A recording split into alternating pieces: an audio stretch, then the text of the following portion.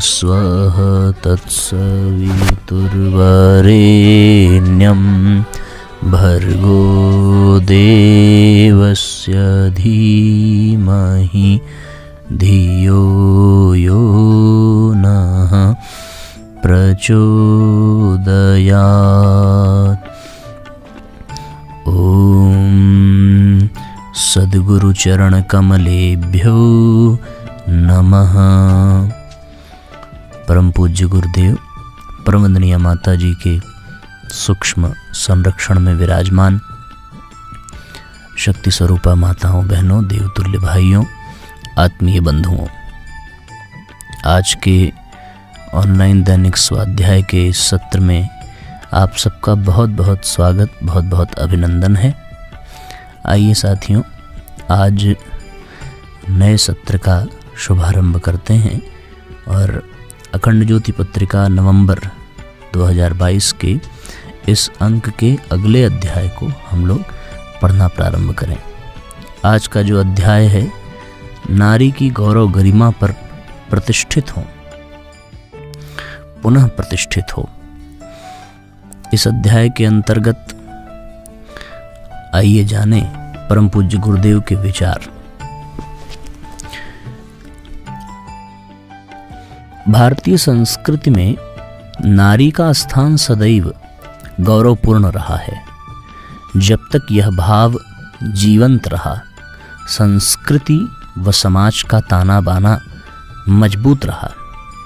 देश विश्वगुरु से लेकर सोने की चिड़िया के नाम से विभूषित रहा, लेकिन विदेशी आक्रांताओं के क्रूर व्यवहार एवं दमन चक्र तथा आंतरिक दुर्बलता के बीच नारी गरिमा का दौर गहरे विषाद से गुजरने के लिए विवश हुआ। लेकिन लंबे अंधकार युग के बाद काल चक्र पुनः नारी के वर्चस्व के जागरण व प्रतिष्ठापना की ओर बढ़ रहा है। हालांकि ये अभी तमाम तरह की चुनौतियों के बीच संक्रमण काल से गुजर रहा है, लेकिन ये अपनी उस भवितव्यता की ओर बढ़ रहा है जहां युग ऋषि ने 21वीं सदी को नारी सदी उद्घोषित किया है। वेदों के अनुसार नारी विधाता की सर्वोत्तम परिकल्पना है और उसकी सृजन क्षमता के कारण उसे ब्रह्मा की संज्ञा दी गई है। ऋग्वेद में कहा गया है, हे विदुषी, तुझ देवी पर सब जीवन आश्रित है, क्योंकि तू सरस्वती रूपा है। यजुर्वेद में नारी को संबोधित करते हुए कहा गया है, हे स्त्री, तू स्तुति योग्य, उत्तम वाणी युक्ता, रमणीया, पूजनीया, कमनीया, चंद्र के समान आह्लाद कारिणी, श्रेष्ठ शील से प्रकाशमान, अर्थात ज्योति के समान अज्ञानांधकार को अपने दिव्य गुणों के प्रकाश से दूर करने वाली, दीनता एवं हीनता के भावों से रहित, परंपरा से पूर्ण, विविध गुणों से प्रसिद्ध तथा विविध विधाओं में प्रवीण है। साथ ही नारी को अधन्य अर्थात ताड़ना न करने योग्य एवं मही अर्थात पूजनीय कहा गया है। अथर्ववेद की ऋचाओं में स्त्री को शुद्ध, पवित्र एवं पूजनीय कहा गया है। उसे सुषमा अर्थात अच्छे गुणों की ओर प्रेरित करने वाली कहा गया है और उसे अमृत रसदायिनी की संज्ञा दी गई है। ऋग्वेद में नववधू को परिवार के समस्त सदस्यों के बीच साम्राज्ञी जैसे शब्दों से अलंकृत किया गया है। पत्नी को पतिगृह में सम्मान पूर्वक स्थान दिया जाता था। हे वधू, अपने सुकर्मों से तुम सास, ससुर, ननद, देवर आदि को वश में रखने वाली साम्राज्ञी हो। ऋग्वेद के अनुसार गृहस्थ बिना पत्नी के अकेला यज्ञ करने का अधिकारी नहीं है। अतः नारी पति की सहधर्मिणी, सहचरी एवं जीवन संगिनी है। कोई भी शुभ कार्य या अनुष्ठान बिना स्त्री के पूर्ण नहीं समझा जाता। यज्ञ में उसकी उपस्थिति अनिवार्य मानी जाती है।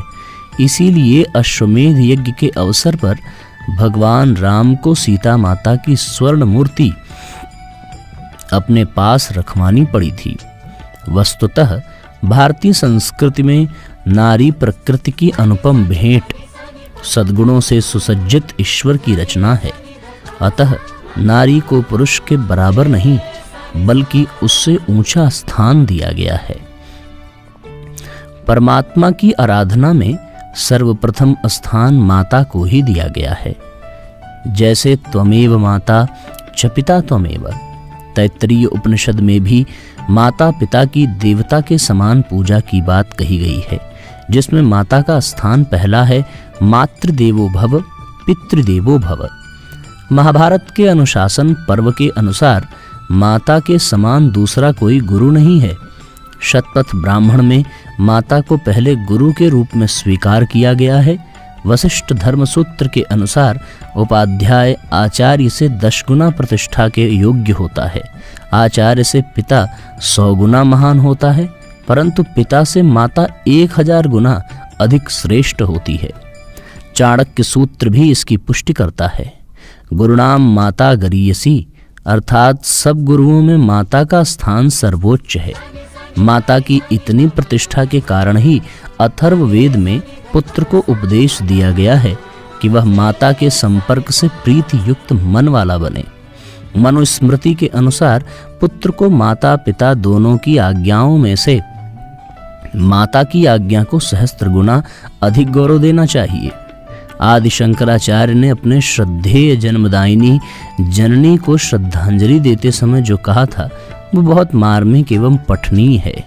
उनके शब्दों में प्रसूति समय की अनिवार्य शूल व्यथा को रहने दें तो भी मेरे द्वारा दुग्धपान से माता के शरीर शोषण, वर्षों तक मेरे द्वारा मलमूत्र के कारण मल युक्त माता का विस्तर, माता द्वारा गर्भभार का वहन एवं उसका पोषण आदि अनेक ऋण मुझ पर हैं। जिन माता के इनमें से एक ऋण में से भी उर्ण होने के लिए यह पुत्र असमर्थ है, उस माता को मेरा नमस्कार है। आदि महाकाव्य रामायण के रचयिता महाकवि वाल्मीकि के शब्दों में नारित्व की चरम परिणति मातृत्व के रूप में होती है। मनुष्य के चरित्र निर्माण की सूत्रधारिणी माता है, पिता नहीं। महाकाव्य महाभारत के अनुसार पर्व में भीष्म पितामह स्त्रियों के प्रति उच्च आदर भाव को प्रदर्शित करते हुए कहते हैं, स्त्री को सदा पूज्य मानकर स्नेह का व्यवहार करना आवश्यक है। जहाँ स्त्रियों का आदर सत्कार होता है वहाँ देवताओं का निवास होता है और उसकी अनुपस्थिति में सभी कार्य निष्फल हो जाते हैं। पत्नी के रूप में स्त्री पर महाभारत आदि पर्व के ये विचार पठनीय है। पत्नी अपने पति का आधा अंग मानी गई है। उसे संसार में सर्वश्रेष्ठ सखा मित्र स्वीकार किया गया है। यह त्रिवर्ग धर्म अर्थ और काम की मूल घोषित की गई है। दुख से पार जाने के लिए सहारा पत्नी ही है। पत्नी के साथ ही पति की विशेष रूप से शोभा और आनंद है। प्रिय बोलने वाली पत्नियां जन शून्य स्थान में मित्र का काम देती हैं। वे ही धार्मिक कार्यों में पिता के समान परामर्श देने वाली और दुखी व रोगी पुरुष की उसकी माता की तरह सेवा करने वाली होती हैं। वन में भी यात्री को विश्राम अपनी पत्नी से ही मिलता है। जिस पुरुष की पत्नी विद्यमान है ऐसे पुरुष का प्रायः सब विश्वास करते हैं। अतएव पत्नी एक बहुत बड़ा सहारा है। इसी तरह शांति पर्व में कहा गया है, पुरुष की प्रधान संपत्ति उसकी पत्नी है।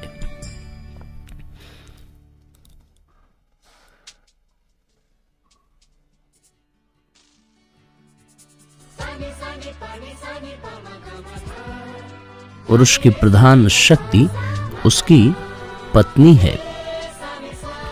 जो पुरुष रोग से पीड़ित हो और बहुत दिनों से किसी विपत्ति में फंसा हो, उस पीड़ित मनुष्य के लिए भी स्त्री के समान दूसरी कोई औषधि नहीं है। संसार में स्त्री के समान कोई बंधु नहीं है। स्त्री के समान कोई आश्रय नहीं है और स्त्री के समान धर्म संग्रह में सहायक भी दूसरा नहीं है। सौभाग्यवती कल्याणी स्त्रियां गृह को प्रकाशित करने वाली हैं, अतः वे पूजा के योग्य हैं। स्त्रियां गृह लक्ष्मी बताई गई हैं। इस दृष्टि से वे विशेष रूप से रक्षा करने योग्य हैं। वे गृह का सौभाग्य एवं सौंदर्य होती हैं। अतः परिवार सौभाग्यशाली बने, उसके लिए स्त्रियों का आदर करना आवश्यक है। इस तरह स्पष्ट होता है कि प्राचीन काल में नारी का स्थान न केवल अत्यधिक ऊंचा रहा है, बल्कि उसका सम्मान एवं सत्कार भी सर्वाधिक रहा है। कहना अतिशयोक्ति नहीं होगी कि नारी महिमा का इतना सर्वोत्कृष्ट विवरण विश्व में अन्यत्र दुर्लभ है। आश्चर्य नहीं कि उपनिषदों में सृष्टि के संपूर्ण रिक्तता की पूर्ति स्त्री से मानी गई है। नारियों के प्रति प्रयुक्त इन विशेषणों से सुनिश्चित होता है कि प्राचीन काल में स्त्रियों की स्थिति अत्यंत उन्नत एवं महत्वपूर्ण थी और वे उस योग में असीम आदर की पात्र थीं। गार्गी, अपाला, घोषा, लोपामुद्रा, विश्ववारा, शाश्वती, सलभा जैसी विदुषी एवं ब्रह्मवादिनी नारियों की यह परंपरा मध्यकाल में मीमांसक मंडन मिश्र और आदि शंकराचार्य के बीच शास्त्रार्थ के दौरान अपने भव्यतम रूप में प्रकट होती है। जब मंडन मिश्र की पत्नी भारती शास्त्रार्थ की मध्यस्थता करती हैं और पति के हारने पर आदि शंकराचार्य को चुनौती देती हैं। मध्यकालीन अंधयुग विदेशी आक्रांताओं के दमन चक्र व क्रूर व्यवहार का एक काला अध्याय है, जिसके बीच नारी गरिमा को गहरा आघात पहुंचा, जिसमें राजपूत नारियों द्वारा इस्लामी आक्रमणकारियों से अपने पतिव्रत धर्म तथा सतीत्व की रक्षा हेतु प्रखर ज्वाला में आत्माहुति अर्थात जौहर तक का चलन चला था। इसके साथ ही तमाम तरह की कुरीतियां भी पनपी, जिन्होंने नारी की गरिमा को तिरोहित किया। इसके उपरांत अंग्रेजी शिक्षा व अपसंस्कृति के प्रभाव में नारी के प्रति गौरवमयी भाव का और भी क्षरण हुआ। हालांकि 20वीं सदी में पुनः नारी चेतना के जागरण का दौर प्रारंभ हुआ, जो 21वीं सदी में नए मुकाम की ओर अग्रसर है, लेकिन अभी भी बहुत कार्य शेष हैं। आज पुनः आवश्यकता नारी की गरिमा को उस गौरवपूर्ण मुकाम तक पहुंचाने व प्रतिष्ठित करने की है, जहां देव संस्कृति की सनातन गौरव गरिमा पुनः प्रकट होकर विश्व का मार्गदर्शन कर सके। इसके लिए यह भाव बोध आवश्यक है कि स्त्री समाज की आत्मा का वह मुख्य तंतु है जिस पर समाज का नैतिक ढांचा टिका हुआ है। स्त्रियों के प्रति व्यवहार ही पुरुष के व्यवहार की सबसे बड़ी कसौटी है। स्त्री सिर्फ मिट्टी का पुतला नहीं, वह समस्त मानवीय सौंदर्य का आदि तथा अनंत स्रोत भी है। मनुष्य के सारे पुरुषार्थ उसके स्त्री के साथ के संबंधों में ही प्रतिफलित होते हैं। स्त्री समाज का एक मुख्य स्वर है, संवेदना का आदि स्रोत है। इसके प्रति पुरुष को सजग, संवेदनशील होने की आवश्यकता है। इसके लिए जहां नारियों को स्वयं शिक्षित, सुसंस्कृत होने का सचेष्ट प्रयास करना है, जिससे कि परिवार में श्रेष्ठ संस्कारों का बीजारोपण हो सके, तो वहीं पुरुषों का भी दायित्व बनता है कि वे नारी को सही दृष्टि से देखें, उसके प्रति अपने अंतःकरण में आदर एवं श्रद्धा का भाव जगाएं और उसके दैवी तत्व को जगाने में सहायक बने। तभी मनुस्मृति की वह उक्ति चरितार्थ होगी जिसमें कहा गया है, यत्र नार्यस्तु पूज्यन्ते रमन्ते तत्र देवता। इसी के साथ नारी की गौरव गरिमा अपनी दिगंत व्यापी आभा के साथ पुनः युग को आलोकित कर सकेगी। इस तरीके से साथियों, स्त्रियों के नारित्व के गरिमा के लिए समर्पित ये अध्याय, जैसे आज हम लोगों ने पढ़ा, प्रत्येक परिवार की प्रत्येक स्त्री और प्रत्येक बेटियों को ये अध्याय बार बार सुनना चाहिए, जिसके पढ़ने मात्र से एक अलग ही गौरव, एक अलग ही आत्मविश्वास, एक अलग ही आत्मसम्मान की कली खिलती है। हम सब इससे वंचित न हो। हम अपने घर की प्रत्येक बेटियों को, हम अपने घर के प्रत्येक बहुओं को, माताओं को, महिलाओं को अवश्य ये अध्याय सुनाएं और उन्हें प्रेरित करें कि वे भी अपना जीवन ऐसे ही गौरवास्पद बनाएं। छोटी सी कहानी है। राजा अश्वघोष की ख्याति बहुत थी। उनके बारे में प्रसिद्ध था कि वे विद्वत्ता को तुरंत पहचान लेते हैं और विद्वानों का यथोचित सम्मान भी करते हैं।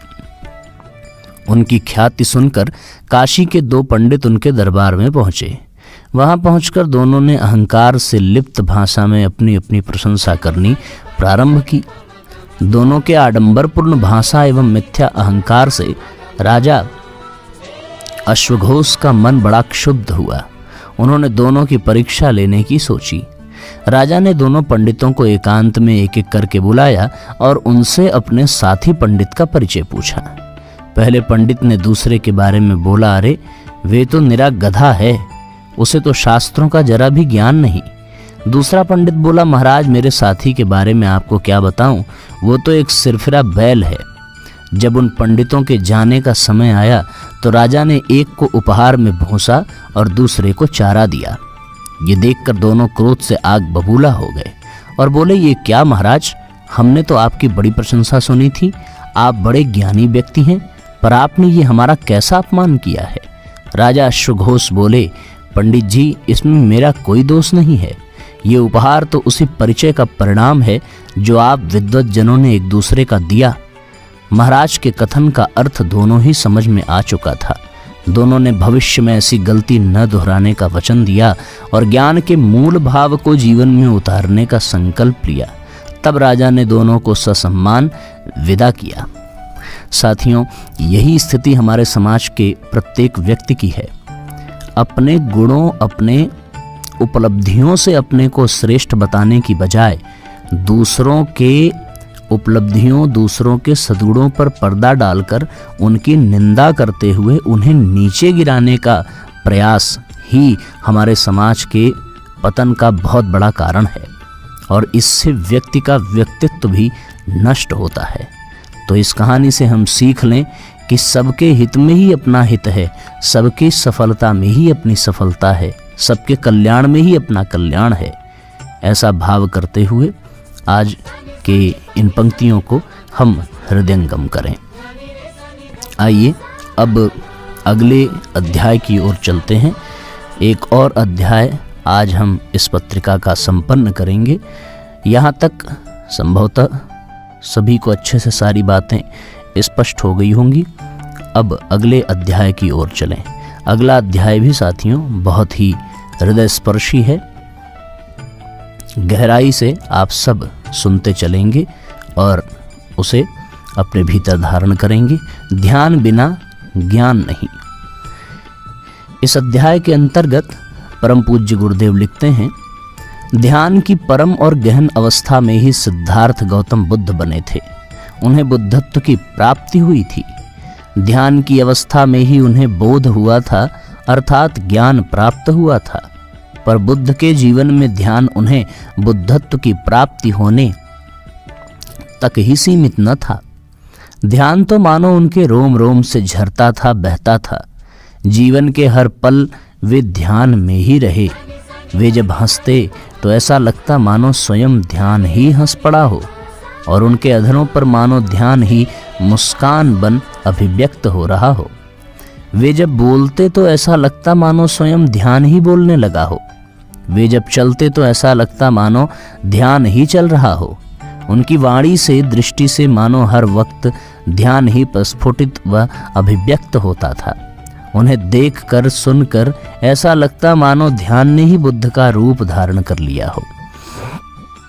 वर्षों की ध्यान साधना उनके अंदर इस गहराई तक उतर आई थी कि बोध प्राप्ति के बाद भी वे पल भर के लिए भी कभी ध्यान से रहित हुए ही नहीं। इसलिए तो उनके सोने जागने, हंसने बोलने और चलने में भी ध्यान अभिव्यक्त हुआ करता था। भगवान बुद्ध के मिलने वाले चित्रों में हम उन्हें प्रायः ध्यान मग्न अवस्थाओं में ही देखते हैं।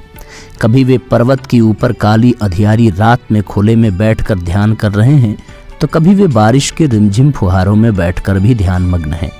कभी वे खुले में नदी के तट पर ध्यान मग्न हैं, तो कभी काले काले बादलों से भरे आकाश के नीचे किसी शिला पर बैठे हुए ध्यान मग्न हैं। कभी वे सूर्य से बरस रही गर्मी में गृध्र कूट पर्वत पर ध्यानस्थ हैं, तो कभी कपकपाती ठंड में भी जंगल में ऊंची नीची जमीन पर पत्तों के आसन पर आसीन हो ध्यानस्थ हैं। कभी वे किसी श्मशान वन में ध्यान करते हुए टहल रहे हैं, तो कभी चारों ओर से दर्शनार्थियों से घिरे होकर भी ध्यानस्थ हैं। कभी कभी तो ऐसा होता है कि जब कोई दर्शनार्थी उनसे मिलने विहार में आते थे, तो आनंद कहें ये कहते थे कि भगवान इस समय ध्यान में अवस्थित हैं। इस प्रकार के अनेकों प्रसंग बौद्ध धर्म के प्रमुख ग्रंथ त्रिपिटक में हमें सहज ही देखने को मिलते हैं। एक लंबे समय तक जनसामान्य के बीच रहते रहते अक्सर बुद्ध कुछ पल के लिए एकांत सेवन को एकांतवास में चले जाते थे। कई बार वे भिक्षुओं से कहते थे, भिक्षुओं, मैं कुछ समय एकांतवास करना चाहता हूँ। एक भिक्षान्न लाने वाले को छोड़कर मेरे पास कोई दूसरा ना आने पावे। बुद्ध के जीवन में ऐसे कई प्रसंग देखने को मिलते हैं। वर्षों तक ध्यान की गहन अवस्था में ही अंततः बुद्ध को बुद्धत्व की प्राप्ति हुई थी, परम ज्ञान की प्राप्ति हुई थी। ध्यान कभी भी किसी को निष्क्रिय नहीं बनाता। तभी तो ज्ञान की प्राप्ति के बाद तथागत अहर्निश कर्मरत होकर सर्वत्र धर्म का ज्ञान का प्रचार करते रहे। जिस अंतिम रात को उन्होंने शरीर छोड़ा, उस दिन भी संध्या काल से लेकर रात के अंतिम पहर तक वे लगातार भिन्न भिन्न व्यक्तियों, शिष्यों और जन समूहों को उपदेश देते रहे, उनकी समस्याएं सुनते रहे, उन्हें समाधान देते रहे। तथागत का यह अनवरत कर्मयोग ध्यानाभ्यास से कभी रहित था ही नहीं। नाना प्रकार के लोगों से मिलते हुए, पैदल चलते हुए, धर्मोपदेश करते हुए भी तथागत सदा ध्यान से, समाधि से युक्त थे। तथागत कभी ध्यान से रिक्त हुए ही नहीं। इस विषय की चर्चा त्रिपिटक के प्रत्येक पृष्ठ पर हमें मिलती है। उनके मुख से निकले एक एक शब्द उनकी सहज ध्यानावस्था के ही सूचक हैं।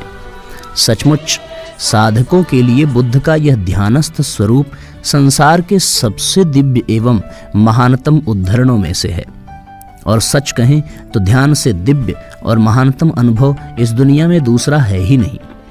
उस दिव्य एवं महानतम ध्यान की अभिव्यक्ति ही शिल्पियों ने बुद्ध की मूर्तियों के द्वारा प्रस्तुत की है, जो अद्वितीय हैं।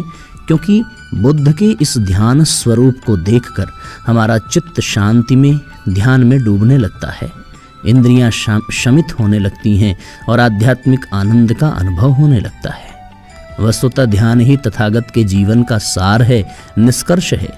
उस ध्यान के सहारे, उस ध्यान में होकर डूबकर हम भी ध्यानस्थ हो सकते हैं, ज्ञानी हो सकते हैं, निर्वाणी भी हो सकते हैं। इसलिए तो बुद्ध ने ध्यान पर बहुत जोर दिया है। उन्होंने अपने शिष्यों को अक्सर ध्यान करने को प्रेरित किया।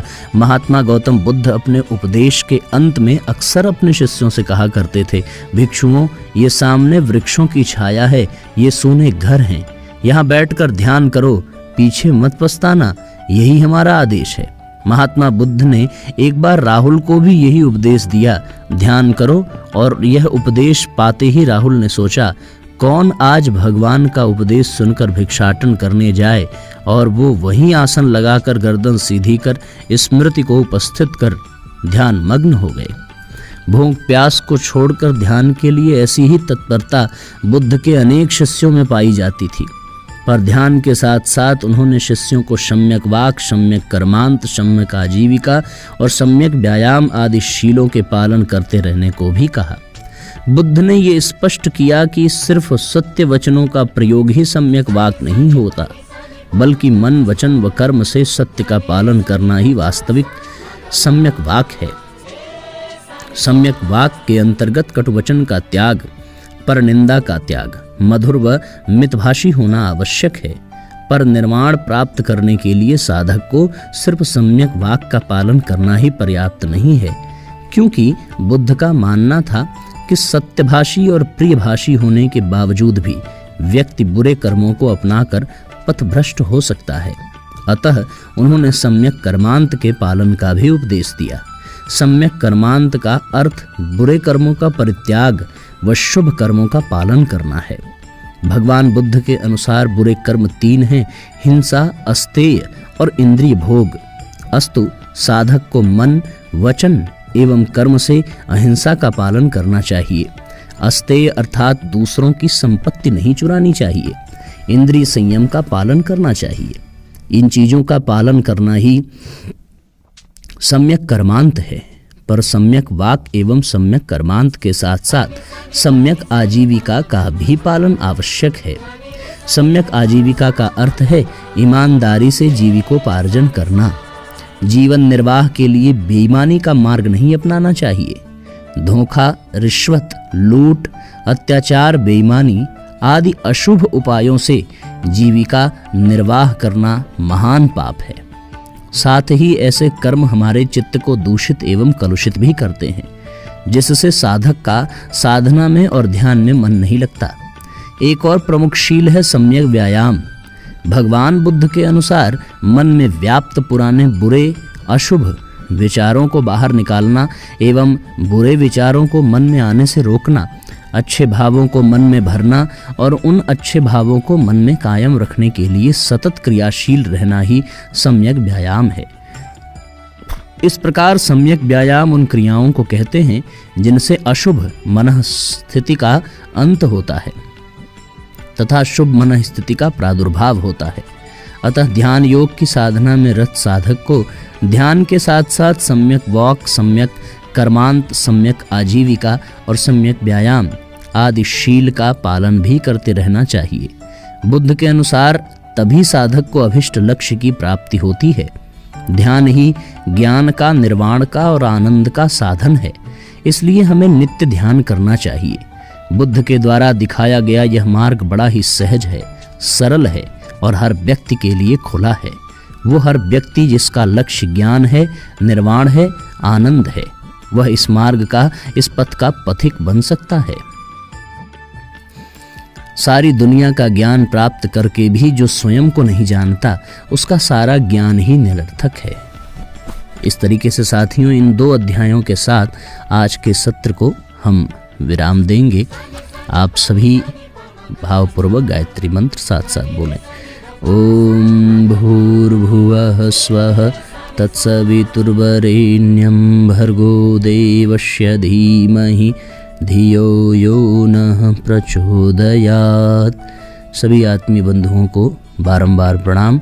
सभी का बहुत बहुत स्वागत, बहुत बहुत अभिनंदन, बहुत बहुत साधुवाद। अब आज के सत्र को विराम देते हैं। कल पुनः इसी समय मिलेंगे। आप सबको प्रणाम। अधिक से अधिक शेयर करना ना भूलें। शुभ रात्रि।